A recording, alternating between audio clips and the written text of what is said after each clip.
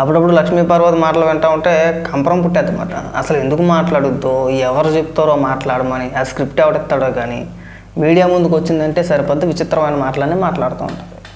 మొన్న అనుకుంటా విజయమ్మ గారి పుట్టినరోజు సందర్భంగా నారా లోకేష్ గారు ఒక ట్వీట్ వేశారు, జగన్మోహన్ రెడ్డి వేయలేదు. మళ్ళీ నిన్న చంద్రబాబు నాయుడు గారి పుట్టినరోజు సందర్భంగా ట్వీట్ వేసాడు. తల్లిగారు అంటే జగన్మోహన్ రెడ్డి గారి తల్లి విజయమ్మ గారి పుట్టినరోజున ఆవిడకి శుభాకాంక్షలు తెలుపుతూ ట్వీట్ వేయాలి. సరే వేయకపోవడం అనేది వాళ్ళ వ్యక్తిగత విషయాలు, అది మనకు సంబంధం లేదు.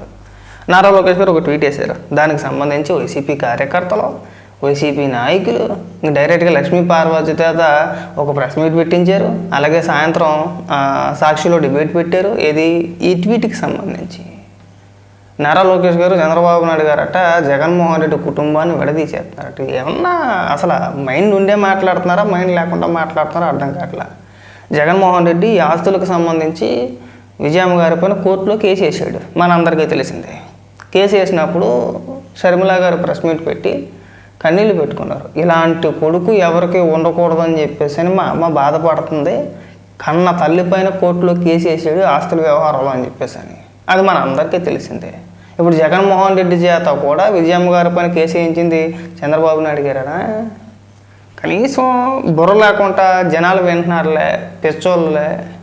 ఒకసారి లక్ష్మీ పార్వతి ఏమని మాట్లాడుతుందంటే, లక్ష్మీ పార్వతి ఇంకా చాలా మాటలు మాట్లాడింది. లక్ష్మీ పార్వతిని ఏ రోజు కూడా నారా లోకేష్ గారు అమ్మమ్మ అని పిలిచిన దగ్గరికి రాలేదట. ఇది ఇంకా విచిత్రం. ఇది ఒకసారి ఏమని మాట్లాడుతుందో వినిపిస్తామనంటే, ఈ కొడుకు ఎట్లాంటి వాడో అందరికీ తెలిసినటువంటి విషయమే.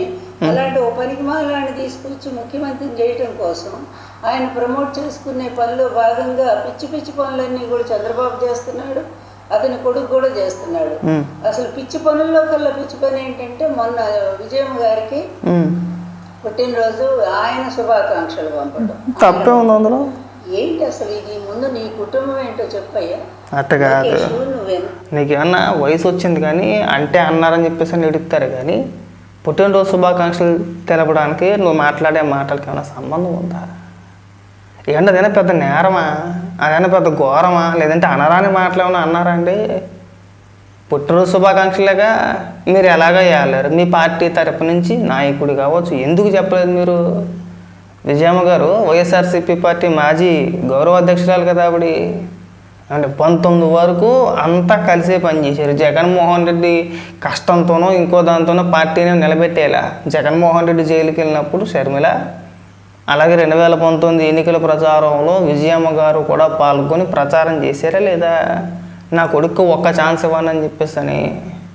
జగన్మోహన్ రెడ్డి ముఖ్యమంత్రి అవడంలో షర్మిల పాత్ర, అలాగే విజయమ్మ గారి పాత్ర కూడా ఉందా లేదా? మరి కృతజ్ఞత మీకు లేదు కదా. ఇక్కడికి వచ్చి అడ్డగోరు నీ చరిత్ర ఏంటి, ఇంకా బాగుంది. పుట్టినరోజు శుభాకాంక్షలు తెలుపుతానికి కూడా చరిత్రలు చెప్పుకోవాలండి ఇక్కడ. పైగా అందులోనూ నువ్వు మాట్లాడాలి. చరిత్రల గురించి మనం మాట్లాడుకోకూడదు.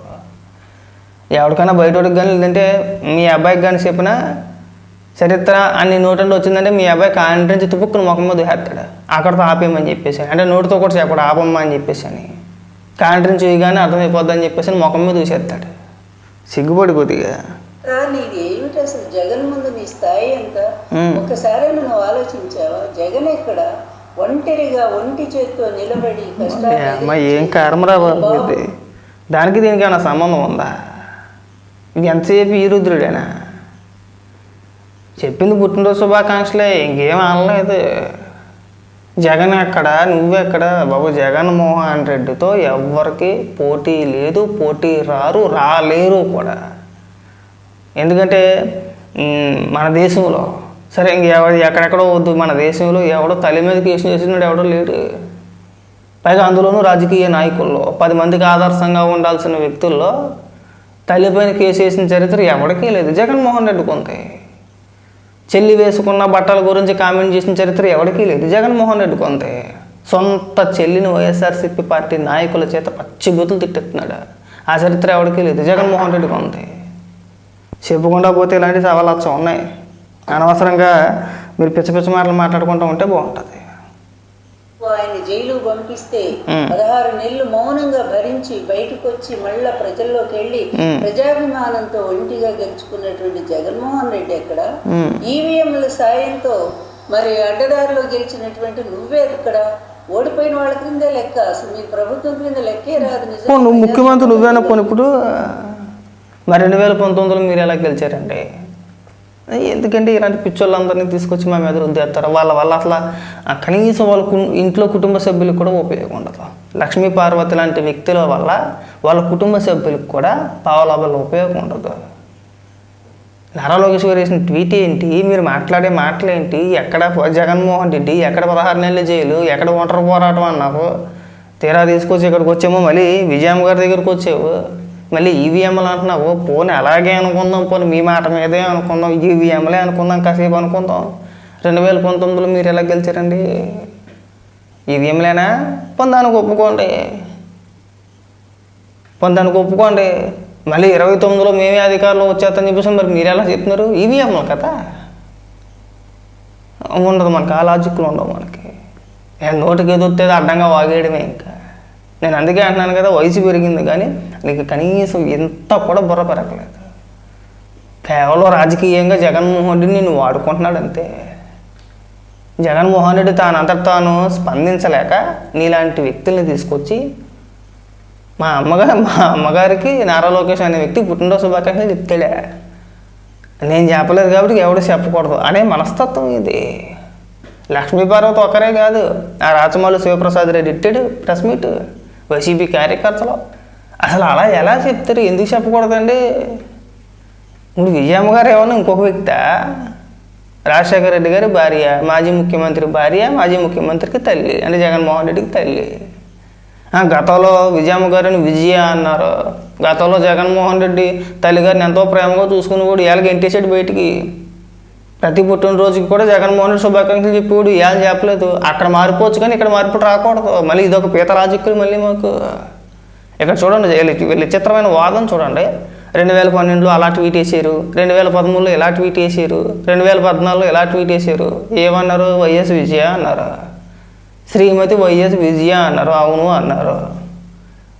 మీరు గత 10 ఏళ్ల బట్టి కూడా ప్రతి సంవత్సరం కూడా విజయమ్మ గారికి పుట్టినరోజు శుభాకాంక్షలు తెలిపారు కదా మీరు. అప్పుడు మీకు కుటుంబ కలహాలు లేవు. ఇవాళ వచ్చినాయి మీకు విభేదాలు వచ్చినాయి. మీరు వేయలేదు. మీరు మారిపోవచ్చు, జగన్మోహన్ రెడ్డి మారిపోవచ్చు, వైసీపీ కార్యకర్తలు మారిపోవచ్చు, నాయకులు మారిపోవచ్చు, ఇటు పక్కన ఎవరు మారకూడదు అంతేనా? ట్వీట్ చేయడం తప్పు వచ్చేసింది. ఈ లాజిక్లు వద్దండి. మీకు వర్తించిన లాజిక్ ఇక్కడ కూడా వర్తించుతుంది. మీరు ఏ కారణాల చేత వేయలేదు ఎవరికి తెలుసు, అది మాకు అనవసరం. అది పెద్ద నేరం కింద పరిగణించేసి విచిత్రమైన వాదనని చేసుకొస్తారు. ఎందుకంటే అట్లాంటి నువ్వేదో పెద్ద రాజకీయం చేస్తున్నట్టు జగన్ గారి కుటుంబం మీకు ఎందుకయ్యా బాబు? మీ కుటుంబం సంగతి చెప్పండి ముందు. మీ కుటుంబ పరిస్థితి ఏమిటి అసలు? మీ మేనత్తల్ని ఎప్పుడైనా నువ్వు చూసావా సరిగా?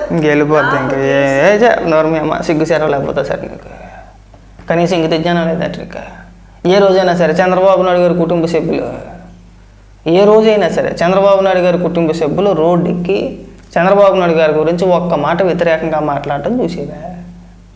అబ్బే ఇంకెక్కడికెక్కడికో వెళ్ళిపోతే అంతేలే. మేము అప్పటికి మాకు తెలియదు కదా ఏమీని. ఒక 30 ఏళ్ళ నాటి కింద అలా జరిగిందండి, ఒక 70 ఏళ్ళ కిందట ఎలా జరిగిందండి, ఒక 40 ఏళ్ళ కిందట ఎలా జరిగిందండి, మాకెందుకండి నేను ఏం చేసుకోవాలి మేము తెలుసుకొని మేము ఏం చేసుకోవాలని అడుగుతున్నా. అంటే ప్రస్తుత రాజకీయ పరిస్థితుల గురించి, మన రాష్ట్రానికి వచ్చే పరిశ్రమల గురించి, రాష్ట్రంలో ఉన్న యువతకి ఉపాధి గురించి, వీటి గురించి మాట్లాడంటారా అంటే నేను అప్పుడు ఎప్పట్లోని వీరగంధంగా సుబ్బారావు గారి దగ్గర క్లాసులు నేర్చుకున్నానండి, నన్ను ఆయన చదివించాడండి, నేను ఆయన పెళ్లి చేసుకున్నానండి. తర్వాత జీవిత చరిత్రల పేరుతో ఎన్టీ రామారావు గారి దగ్గర ఎందుకండి మాకు ఇవన్నీ? మేము అడిగామా? పోనీ మీ చరిత్రలు తెలుసుకునేమన్నా మేమైనా బాగుపడిపోవాలా? పోనీ అంత గొప్ప చరిత్ర నీదేమైనా, వినగలిగిన చరిత్ర నీదేమైనా కానీ నీదే చరిత్ర, నీ కుటుంబ సభ్యులదే చరిత్ర. ఏ రోజైనా వెళ్ళేవా? నీ కొడుకు ఏ రోజైనా ఇంటికి వచ్చాడే? వినిపిస్తా, అది వినిపించి మాట్లాడతాం. ఎప్పుడు మీ అమ్మకి మీ నాన్నకి పెళ్ళి అయిన కొత్తలో వాళ్ళు ఒక్కసారి ఇంటికి వచ్చినట్టు గుర్తు. ఎవరు? అది మీ తాత మీ అమ్మమ్మ కూడా. సరే అవన్నీ వద్దండి. నీకు కొడుకు ఉన్నాడు కదా, నీకు కొడుకు, ఆయన వృత్తిరీత్యా ఒక డాక్టర్, ఆయనకు ఒక కుమారుడు కూడా ఉన్నాడు కదా. ఏ రోజైనా సరే నీ సొంత కొడుకే కదండి. ఏ రోజైనా సరే కొడుకు ఇంటికి వెళ్ళావా? కొడుకు నేను ఇంటికి పిలిచాడా? వెళ్ళావా? పండగకి కానీ, పబ్బానికి కానీ, శుభకార్యానికో అశుభకార్యానికో దేనికైనా సరే నువ్వు మీ కొడుకు ఇంటికి వెళ్ళావా? నీ మనవని ఎప్పుడైనా ఎత్తుకున్నావా? నీ మనవడు ఎప్పుడన్నా వచ్చి మా మానో నానమ్మ అని చెప్పేసి అని పిలిచాడా? లేదు, నీ చరిత్ర అంత గొప్పదే. కానీ నా కొడుకు మనం కొంప పిల్లలు మనల్ని పిలిచారా అండి? ఏదైనా ఒక ఫోటో చూపించగలుగుతావా? ఇదిగో నా కొడుకు నేను ప్రతి సంవత్సరం కలుపుతాను, లేదంటే ప్రతిరోజు కలుపుతాను, ఇదిగో నా కొడుకుతో నేను మాట్లాడుతాను, ఏదో చెప్పలేదుగా నువ్వు. అంటే కుటుంబ బంధాల గురించి ఇలాంటి వ్యక్తులు మాకు ఉపన్యాసాలు చెప్పకూడదు అంటున్నా. అంత అర్హత లేదు మనకి. అయ్యో మన చరిత్ర చెప్పుకుంటా పోతే చాలా కథలుగా చెప్పేస్తారు. ఆ దరిద్రాలని మాకు వద్దు, తెలుసుకున్న ఉపయోగం లేదు మాకు. అదొక దరిద్రం. మా జీవితంలో ఒక 10 నిమిషాల పాటు సమయాన్ని వృధా చేసేవారని బాధ కలుగుద్ది. మళ్ళీ నీ చరిత్ర గురించి తెలుసుకుంటాను. అంత నీతి చరిత్రం అంతే. ఎవడన్నా చెప్తే నేను చెప్తున్నాను కదా, నీ చరిత్ర గురించి నువ్వు మొదలెట్టంగానే నేను అప్పట్లో ఇలా అనగానే మీ అబ్బాయి తుప్పుకు నువ్వు చెప్తాను మొక్క మీద ఆపే అని చెప్పేసాను. అంత గొప్ప చరిత్ర. ఇంకొక దరిద్రం ఉంది, అసలైన ట్విస్ట్ మాట. ఇప్పుడు వినిపిస్తానండి, ఇంకా అవి వినిపించింది. కానీ అమ్మమ్మ ఎలా ఉన్నావు అని అన్నదట. ఇవి విన్ని వినిపిస్తాను. అది కూడా అమ్మమ్మ ఎట్లున్నా నీ తాతని ఎలక్షన్లో తిప్పుకొని బ్రహ్మాండంగా 258 సీట్లు గెలిపించిన దాంట్లో భాగస్వామ్యం అయిందాన్ని నేనున్నాను కదా, నీకు అమ్మమ్మని అవుతాను కదా నేను. మరి నాకు ఏ రోజైనా ఒక్క రోజైనా సరే శుభాకాంక్షలు నాకు చెప్పావా? నా పుట్టినరోజు వస్తున్నా ఎప్పుడో నీకు తెలుసా? ఏ ఒక్కసారైనా సరే వచ్చి అమ్మమ్మ ఎట్లున్నా అని చెప్పి అంటారు. అమ్మమ్మ అన్న అంటారు, ఇంకా ఏమన్నా అంటారు. అమ్మమ్మ ఎవరిని అంటారు? అమ్మమ్మ అని అమ్మ వాళ్ళ అమ్మగారిని అంటారు ఎవరన్నా, అంతే. ఇప్పుడు మా అమ్మ వాళ్ళ అమ్మగారు నేను అమ్మమ్మ అంటాను, అంతేనా? దీన్ని వచ్చి అమ్మమ్మ అంటారా?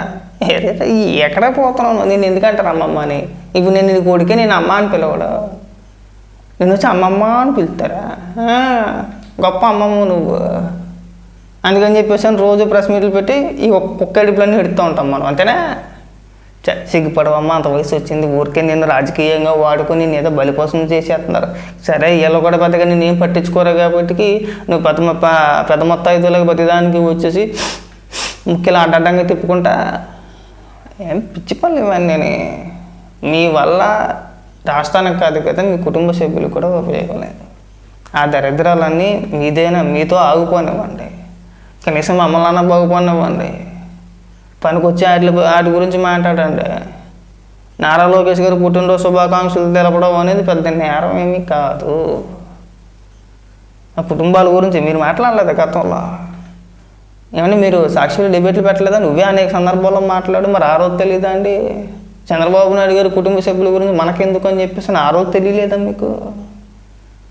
అవే ఆ రోజు తెలియదు మనకి. ఈరోజు ప్రతి పగోడి కూడా వచ్చి మాట్లాడమే నారా లోకేష్ ఎలా చెప్తారు? అసలు ఎందుకు చెప్పకూడదండి? ఇప్పుడు పుట్టినరోజు శుభాకాంక్షలు తెలపకూడదని చెప్పేసి ఎక్కడైనా ఉందా? లేదు కదా. ఇప్పుడు జగన్మోహన్ రెడ్డి ఎందుకు చెప్పలేదు? దానికి కారణం చెప్పండి. నారా లోకేష్ గారు ఎందుకు చెప్పారో మేము కారణం చెప్తాం. దానికి అలా చెప్పరు. వాళ్ళు మారిపోవచ్చు. వాళ్ళు 100 రకాలుగా ఎన్నిసార్లు పడితే అన్నిసార్లు మారిపోవచ్చు, కానీ ఇటుపక్క నుంచి మారకూడదు.